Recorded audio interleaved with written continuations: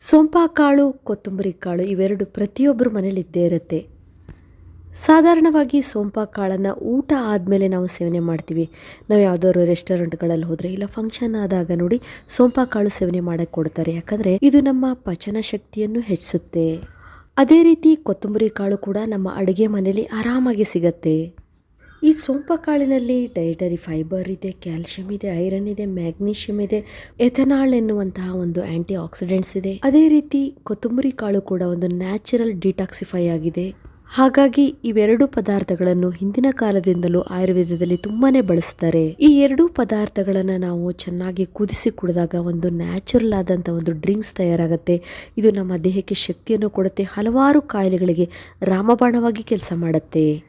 ಹಿಂದಿನಿಂದಲೂ ಕೂಡ ಈ ಪವರ್ಫುಲ್ ಡ್ರಿಂಕನ್ನು ಹೊಟ್ಟೆಗೆ ಸಂಬಂಧಪಟ್ಟಂತೆ ಜೀರ್ಣ ಶಕ್ತಿಗೆ, ಶರೀರದಲ್ಲಿ ಉಷ್ಣತೆಯನ್ನು ಕಡಿಮೆ ಮಾಡಲು ಬಳಸ್ತಾ ಇದ್ರು. ಬನ್ನಿ ಹಾಗಾದರೆ ಈ ಅದ್ಭುತವಾದಂಥ ಡ್ರಿಂಕ್ಸ್ ಅಥವಾ ಪಾನೀಯವನ್ನು ಕುಡಿಯುವುದರಿಂದ ಏನು ಪ್ರಯೋಜನ ಮತ್ತು ಇದನ್ನು ಯಾವ ರೀತಿ ನಾವು ಬಳಸಬೇಕು, ಜೊತೆಗೆ ಇದನ್ನು ತಯಾರಿ ಮಾಡುವುದು ಹೇಗೆ ಮತ್ತು ಇದನ್ನು ಯಾರು ಬಳಸಬಾರದು ಅನ್ನೋದ್ರ ಬಗ್ಗೆ ಸಂಪೂರ್ಣ ಮಾಹಿತಿ ತಿಳ್ಕೊಳ್ಳೋಣ.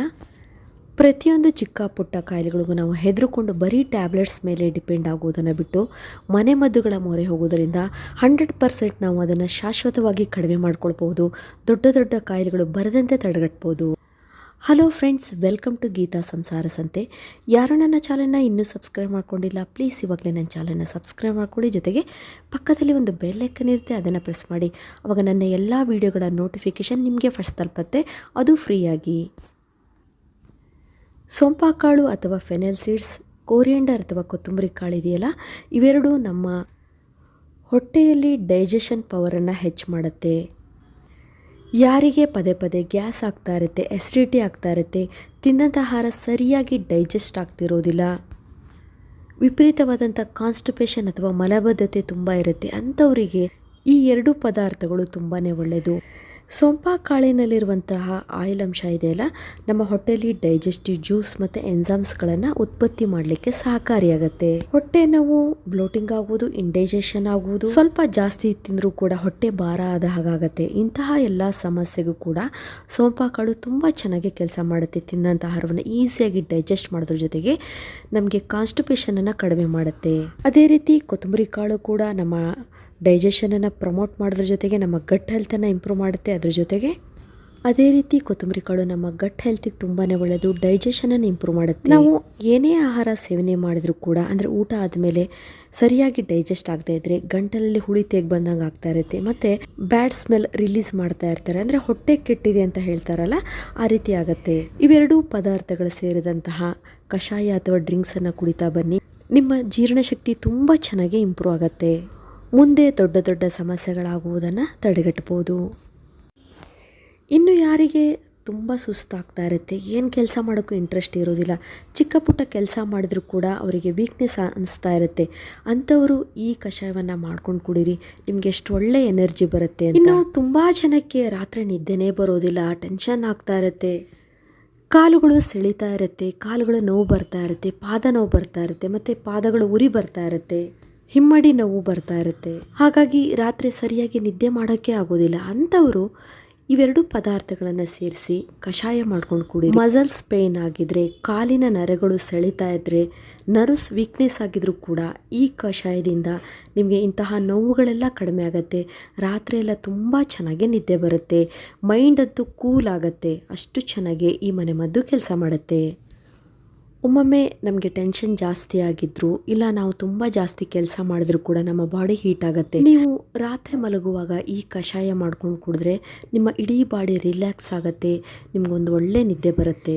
ಈ ಸೋಂಪಾ ಕಾಳನ್ನು ಕೆಲವರು ಬಡೆ ಸೊಪ್ಪು ಅಂತಲೂ ಹೇಳಿ ಕರೀತಾರೆ, ಕೊತ್ತಂಬರಿ ಕಾಳನ್ನು ಧನಿಯಾ ಅಂತಲೂ ಕರೀತಾರೆ. ಇವೆರಡೂ ಪದಾರ್ಥಗಳು ನಮ್ಮ ದೇಹದಲ್ಲಿ ವಾತಕಸವನ್ನು ಕಡಿಮೆ ಮಾಡುತ್ತೆ. ಕೆಲವರಿಗೆ ಕೈಕಾಲು ಹಿಡಿಯುವುದು, ಮಂಡಿ ನೋವು, ಸೊಂಟ ನೋವು, ಕುತ್ತಿಗೆ ಹಿಡ್ಕೊಂಡ್ಬಿಡುತ್ತೆ, ಬೆಳಗ್ಗೆ ಏಳೋದ್ರೊಳಗೆ ಕುತ್ತಿಗೆ ನೋವು ಬಂದುಬಿಟ್ಟಿರುತ್ತೆ, ಭುಜದ ನೋವು ಬರುತ್ತೆ, ಕೈಕಾಲು ಭಾರ ಆದಂಗೆ ಅನಿಸ್ತಾ ಇರುತ್ತೆ, ಇಂತಹ ಎಲ್ಲ ಸಮಸ್ಯೆನೂ ಕಡಿಮೆ ಮಾಡುತ್ತೆ. ಅದರಲ್ಲೂ ಮಹಿಳೆಯರಿಗಾಗಿರಲಿ, ಪುರುಷರಿಗಾಗಿರಲಿ, ಮಕ್ಕಳಿಗಾಗಿರಲಿ ಮಂಡಿ ನೋವು ಬರ್ತಾ ಇದ್ರೆ, ಕಾಲು ನೋವು ಬರ್ತಾ ಇದ್ರೆ, ಕೆಲವರು ಮಹಿಳೆಯರು ನಿಂತು ಕೆಲಸ ಮಾಡ್ತಾ ಇರ್ತಾರೆ, ಪುರುಷರು ಕೂಡ ಇಡೀ ದಿನ ನಿಂತ್ಕೊಂಡೇ ಕೆಲಸ ಮಾಡ್ತಿರ್ತಾರೆ. ಅಂಥವರಿಗೆ ದಿನಾ ರಾತ್ರಿ ನೀವು ಈ ಕಷಾಯವನ್ನು ಕುಡಿತಾ ಬನ್ನಿ. ನಿಮಗೆ ಒಂದು ಒಳ್ಳೆ ಎನರ್ಜಿನೂ ಬರುತ್ತೆ ಮತ್ತು ಕಾಲು ನೋವು, ಮಂಡಿ ನೋವಿನಂಥ ಸಮಸ್ಯೆ ಕೂಡ ಕಡಿಮೆ ಆಗುತ್ತೆ. ನಾನು ಮೊದಲೇ ಹೇಳಿದ ಹಾಗೆ ಈ ಸೊಂಪಾಕಾಳು ಮತ್ತು ಕೊತ್ತಂಬರಿ ಕಾಳು ಎರಡೂ ತಂಪಿನ ಗುಣವನ್ನು ಹೊಂದಿದೆ. ಹಾಗಾಗಿ ಯಾರಿಗೆ ಉರಿ ಮೂತ್ರ ಉಂಟಾಗಿರುತ್ತೆ ಅಥವಾ ಯೂರಿನರಿ ಟ್ರ್ಯಾಕ್ ಇನ್ಫೆಕ್ಷನ್ ಆಗ್ತಾ ಇರುತ್ತೆ, ಇಲ್ಲ ಮೂತ್ರ ವಿಸರ್ಜನೆ ಮಾಡಿದಾಗ ಉರಿ ಅನಿಸ್ತಾ ಇರುತ್ತೆ, ಅಂಥವ್ರು ತಕ್ಷಣ ಈ ಕಷಾಯವನ್ನು ಮಾಡಿ ಕುಡೀರಿ. ಎಷ್ಟು ಬೇಗ ನಿಮಗೆ ಕಂಟ್ರೋಲಿಗೆ ಬರುತ್ತೆ, ಈ ಉರಿಯೆಲ್ಲ ಕಡಿಮೆ ಮಾಡುತ್ತೆ. ಸ್ವಲ್ಪ ನಿಮಗೆ ಇನ್ನೂ ಇದೆ ಅಂದರೆ ಒಂದು 3 ದಿವಸ ಡೈಲಿ 2 ಟೈಮ್ಸ್ ಅಥವಾ 3 ಟೈಮ್ಸ್ ಈ ಕಷಾಯ ಕುಡಿತಾ ಬಂದರೆ ಕಂಪ್ಲೀಟ್ ಆಗಿ ನಿಮಗೆ ಇಂತಹ ಸಮಸ್ಯೆ ಕಡಿಮೆ ಆಗುತ್ತೆ. ಕೆಲವರಿಗೆ ಪದೇ ಪದೇ ತಲೆನೋವು ಬರ್ತಾ ಇರುತ್ತೆ, ಊಟ ಆದ ತಕ್ಷಣ ತಲೆನೋವು ಬರೋದು, ಇಲ್ಲ ಎಲ್ಲಾದರೂ ನಾವು ಹೊರಗಡೆ ಹೋಗಿ ಬಂದರೂ ಕೂಡ ತಲೆನೋವು ಬರ್ತಾ ಇರುತ್ತೆ, ಸ್ವಲ್ಪ ನಾವು ನಿದ್ದೆ ಮಾಡಿದ್ರು ಕೂಡ ತಲೆನೋವು ಬರ್ತಾ ಇರುತ್ತೆ. ಅಂಥವರು ಈ 2 ಪದಾರ್ಥದ ಕಷಾಯವನ್ನು ಮಾಡ್ಕೊಂಡು ಕುಡಿದ್ರೆ ಬೇಗ ಇಂತಹ ಸಮಸ್ಯೆ ಕಡಿಮೆ ಆಗುತ್ತೆ. ಮೈಗ್ರೇನ್ ಕೂಡ ಕಡಿಮೆ ಆಗುವಂಥ ಸಾಧ್ಯತೆ ಇದೆ, ಅಷ್ಟು ಚೆನ್ನಾಗಿದು ಕೆಲಸ ಮಾಡುತ್ತೆ ಫ್ರೆಂಡ್ಸ್. ಇನ್ನು ಮಹಿಳೆಯರಿಗೆ ಪೀರಿಯಡ್ ಸಮಯದಲ್ಲಿ ಹೊಟ್ಟೆ ನೋವು ಬರೋದು, ಸುಸ್ತಾಗುವುದು, ಸ್ವಲ್ಪ ಬ್ಲೀಡಿಂಗ್ ಜಾಸ್ತಿ ಆಗ್ತಾಯಿದ್ರು ಕೂಡ ಈ ಕಷಾಯವನ್ನು ಮಾಡ್ಕೊಂಡು ಕುಡೀರಿ.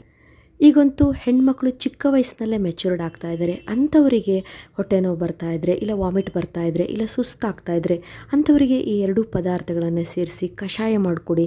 ಅದಕ್ಕೆ ಸ್ವಲ್ಪ ಬೆಲ್ಲವನ್ನಾಗಲಿ ಜೇನುತುಪ್ಪವನ್ನು ಮಿಕ್ಸ್ ಮಾಡಿಕೊಟ್ರೆ ಅವ್ರಿಗೆ ಒಳ್ಳೆ ಎನರ್ಜಿ ಬರುತ್ತೆ. ಹೊಟ್ಟೆ ನೋವು ಮತ್ತು ವಾಮಿಟ್ ಆಗ್ತಾ ಇದ್ದರೆ ಇಂತಹ ಎಲ್ಲ ಸಮಸ್ಯೆ ಕಡಿಮೆ ಆಗುತ್ತೆ. ಫ್ರೆಂಡ್ಸ್, ಇವಾಗ ನಾವು ಈ 2 ಪದಾರ್ಥಗಳನ್ನು ಹೇಗೆ ಸೇವನೆ ಮಾಡಬೇಕು, ಇದನ್ನು ಹೇಗೆ ನಾವು ಕಷಾಯ ತಯಾರಿ ಮಾಡ್ಕೊಳ್ಬೇಕು ಅನ್ನೋದನ್ನು ಹೇಳ್ತೀನಿ ನೋಡಿ. ಫ್ರೆಂಡ್ಸ್, ನೀವು ಇದನ್ನು 1 ಸ್ಪೂನ್ ಸೋಂಪಾಕಾಳು, 1 ಸ್ಪೂನ್ ಕೊತ್ತಂಬರಿ ಕಾಳನ್ನು ನೋಡಿ ಈ ರೀತಿ ರಾತ್ರಿಯೇ ನೀವು ಸ್ವಲ್ಪ ನೀರು ಹಾಕಿ, 1 ಗ್ಲಾಸ್ ನೀರು ಹಾಕಿ ಇದನ್ನು ನೆನೆಸಿಟ್ಕೊಂಡ್ರೆ ಬೆಳಗ್ಗೆ ಎದ್ದ ತಕ್ಷಣ ನೀವು ಖಾಲಿ ಹೊಟ್ಟೆಯಲ್ಲಿ ಕುಡಿಯೋದರಿಂದ ದೇಹಕ್ಕೆ ತಂಪಾಗುತ್ತೆ ಮತ್ತು ನಿಮ್ಮ ಡೈಜೆಷನ್ ಕೂಡ ತುಂಬ ಚೆನ್ನಾಗಿ ಇಂಪ್ರೂವ್ ಆಗುತ್ತೆ. ಇವೆರಡೂ ಪದಾರ್ಥಗಳು ಚೆನ್ನಾಗಿ ನೀರಿನಲ್ಲಿ ನೆನೆದು ಅದರ ಸತ್ವವನ್ನು ನೀರಿನಲ್ಲಿ ಬಿಟ್ಟಿರುತ್ತೆ. ಇದನ್ನು ನಾವು ಕುಡಿಯುವುದರಿಂದ ನಮಗೆ ಒಂದು ಒಳ್ಳೆಯ ಎನರ್ಜಿ ಕೂಡ ಬರುತ್ತೆ. ಇನ್ನು ಇವೆರಡೂ ಪದಾರ್ಥಗಳನ್ನು ನಾವು ನೀರಿನಲ್ಲಿ ಕುದಿಸಿ ಕೂಡ ಕುಡಿಬೋದು. ಇಲ್ಲಿ ನಾನು ಒಂದು ಪಾತ್ರೆ ಇಟ್ಕೊಂಡಿದ್ದೀನಿ, ಅದಕ್ಕೆ 1 ಗ್ಲಾಸ್ ಆಗುವಷ್ಟು ನೀರನ್ನು ಸೇರಿಸ್ತಾ ಇದ್ದೀನಿ.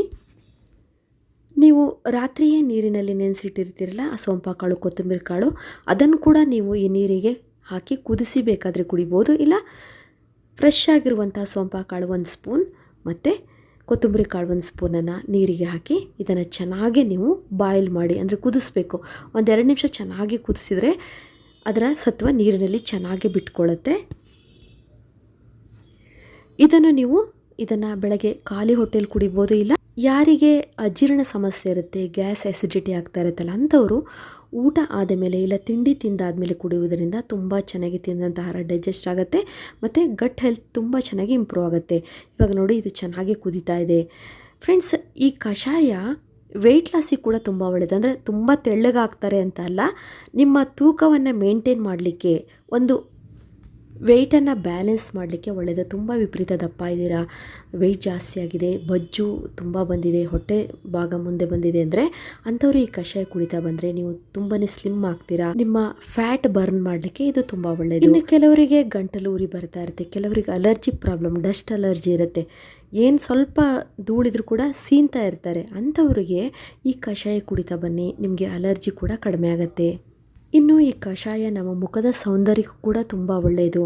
ಮುಖದಲ್ಲಿ ಪಿಂಪಲ್ಸ್ ಜಾಸ್ತಿ ಆಗ್ತಾ ಇದ್ರೆ, ಡ್ರೈ ಸ್ಕಿನ್ ಆಗಿರುತ್ತೆ, 1 ಲೇಯರ್ ಕಪ್ಪಾಗಿರುತ್ತೆ, ಮುಖದಲ್ಲಿ ಕಳೆ ಇರೋದಿಲ್ಲ, ಅಂಥವ್ರು ಈ ಕಷಾಯ ಕುಡಿತಾ ಬಂದರೆ ನೀವೇ ಎಷ್ಟೊಂದು ಚೇಂಜಸನ್ನು ನೋಡ್ತೀರಿ. ಪಿಂಪಲ್ಸ್ ಆಗ್ತಾ ಇದ್ರೂ ಕೂಡ ಅದೆಲ್ಲ ಹೀಲ್ ಆಗುತ್ತೆ, ಮುಖ ಕ್ಲಿಯರ್ ಆಗುತ್ತೆ, ಬೆಳ್ಳಗಾಗುತ್ತೆ. ನೋಡಿ ಕಷಾಯ ರೆಡಿ ಆಯಿತು. ಇದನ್ನು ನಾವು ಫಿಲ್ಟ್ರ್ ಮಾಡಿಕೊಂಡು ಇದಕ್ಕೆ ನೀವು ಬೆಲ್ಲವನ್ನಾಗಲಿ ಹನಿಯನ್ನಾಗಲಿ ಮಿಕ್ಸ್ ಮಾಡಿಕೊಂಡು ಕುಡಿಬೋದು. ಶುಗರ್ ಪೇಷಂಟ್ ಆಗಿದ್ದರೆ ಹಾಗೆ ಕುಡೀರಿ. ಸೋಂಪಾಕಾಳು ಮತ್ತು ಈ ಕೊತ್ತಂಬರಿ ಕಾಳಿನ ಔಷಧಿ ಗುಣದ ಬಗ್ಗೆ ಹೇಳ್ತಾ ಹೋದರೆ ತುಂಬಾ ಇನ್ನೊಂದು ಎಪಿಸೋಡ್ ಆಗುತ್ತೆ. ಇನ್ನು ಈ ಕಷಾಯವನ್ನು ಯಾರ್ಯಾರು ಕುಡಿಬಾರ್ದು ಅಂದರೆ, ಯಾರಿಗೆ ಸೋಂಪಾಕಾಳಿನ ಅಲರ್ಜಿ ಇದ್ದರೆ ಅಂಥವರು ಇದನ್ನು ಕುಡಿಬಾರ್ದು. ಇನ್ನು ಪ್ರೆಗ್ನೆಂಟ್ ಇರೋ ವುಮೆನ್ ಆಗಿದ್ದರೆ ಡಾಕ್ಟ್ರನ್ನ ಕೇಳಿ ಈ ಕಷಾಯ ಕುಡೀರಿ. ನೋಡಿದ್ರಲ್ಲ ಫ್ರೆಂಡ್ಸ್, ಎಷ್ಟು ಅದ್ಭುತವಾಗಿ ಈ ಮನೆ ಮದ್ದು ಕೆಲಸ ಮಾಡುತ್ತೆ ಅಂತ. ಇದುವರೆಗೂ ನಾನು ವಿಡಿಯೋ ನೋಡೋದಕ್ಕೆ ನಿಮಗೆಲ್ಲರಿಗೂ ಧನ್ಯವಾದಗಳು. ಮತ್ತೆ ಭೇಟಿಯಾಗೋಣ ಹೊಸದೊಂದು ವಿಡಿಯೋದೊಂದಿಗೆ. Till then be happy, take care, bye.